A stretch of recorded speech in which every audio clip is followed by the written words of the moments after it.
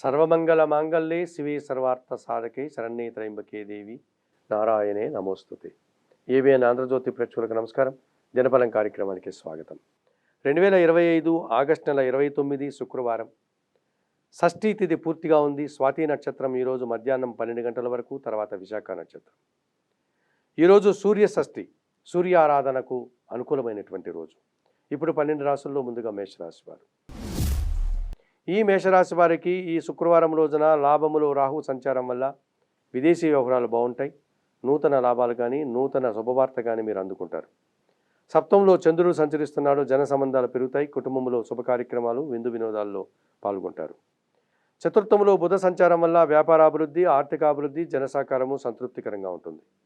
చతుర్థములో శుక్ర సంచారం వల్ల మీ మాటకు విలువ పెరుగుతుంది. కుటుంబంలో శుభకార్యాల నిర్వహణ, జీవిత భాగస్వామి సహకారం మీకు ఆనందాన్ని కలుగజేస్తుంది. వ్యయములో శని సంచరించడం వల్ల వృత్తి ఉద్యోగ వ్యాపారాలు, పనిభారము, శ్రమ, అనారోగ్య సమస్యలు ఇబ్బందిగా కనిపిస్తున్నాయి.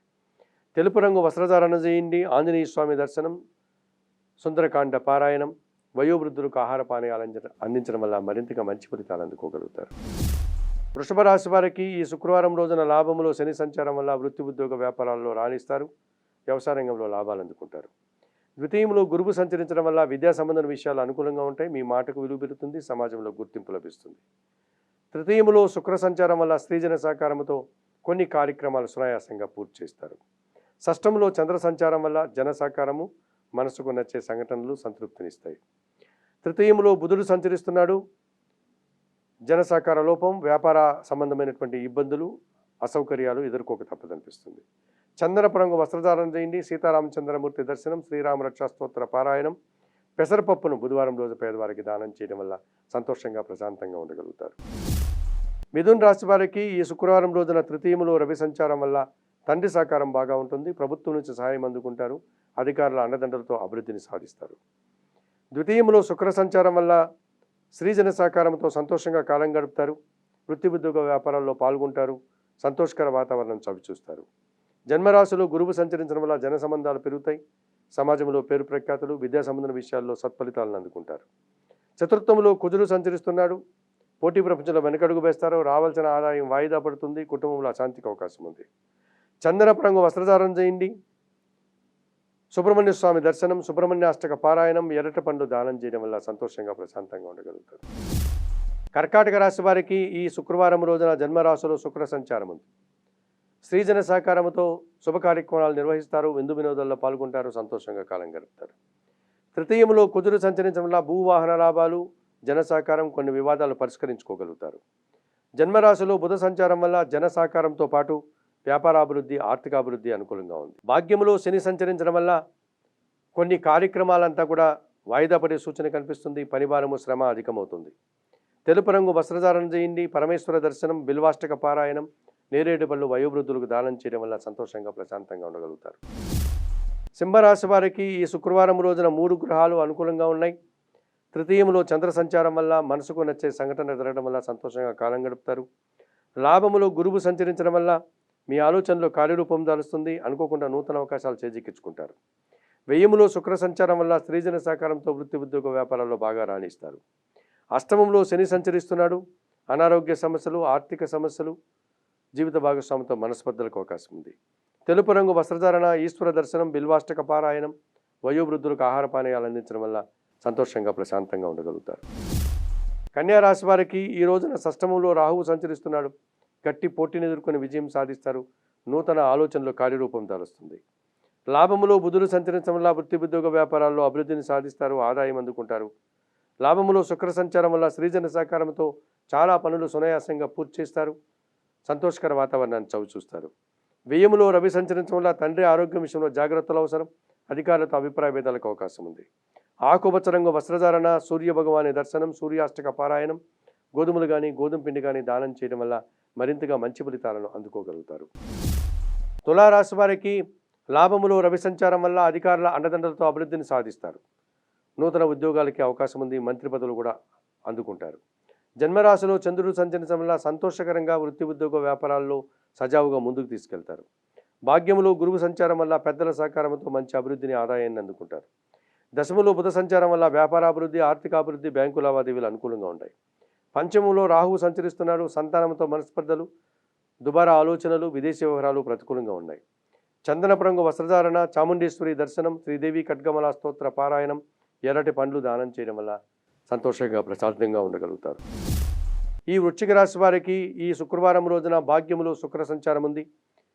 జన సంబంధాలు పెరుగుతాయి. స్త్రీజన సహకారంతో సమాజంలో మంచి పేరు ప్రఖ్యాతులు తెచ్చుకుంటారు. దశములో రవి సంచరిస్తున్నాడు. అధికారుల అండదండలతో అభివృద్ధిని సాధిస్తారు. లాభములో కుజుడు సంచరిస్తున్నాడు. వ్యాపార అభివృద్ధి, భూవాహన లాభాలు అందుకుంటారు. దశములో కేతు సంచారం వల్ల నిరాడంబరంగానే అభివృద్ధిని, ఆదాయాన్ని అందుకుంటారు. వ్యయములో చంద్రుడు సంచరించడం వల్ల అశాంతి, నిరాశ, మనస్సుకు ఇబ్బందిని కలిగించే సంఘటన ఒకటి జరుగుతుంది. తెలుపు రంగు వస్త్రధారణ, లలితాదేవి దర్శనం, లలితా సహస్రనామ స్తోత్ర పారాయణం, బియ్యం దానం చేయడం వల్ల సంతోషంగా ప్రశాంతంగా ఉండగలుగుతారు. ఈ ధనుసు రాశి వారికి లాభములో చంద్ర సంచారం ఉంది. అనుకోకుండా నూతన లాభం కానీ, నూతన అవకాశాన్ని కానీ చేజిక్కించుకుంటారు. అష్టములో శుక్ర సంచారం వల్ల స్త్రీజన సహకారంతో ఆకస్మిక ఆదాయం కానీ, అవకాశం కానీ అందుకుంటారు. సప్తములో గురువు సంచరిస్తున్నాడు. జీవిత భాగస్వామి సహకారంతో కుటుంబంలో శుభ కార్యక్రమాల నిర్వహణ, విందు వినోదంలో పాల్గొంటారు. తృతీయములో రాహు సంచారం వల్ల విదేశీ వ్యవహారాలు బాగుంటాయి. నూతన వ్యాపారాలు అనుకూలంగా ఉంటాయి.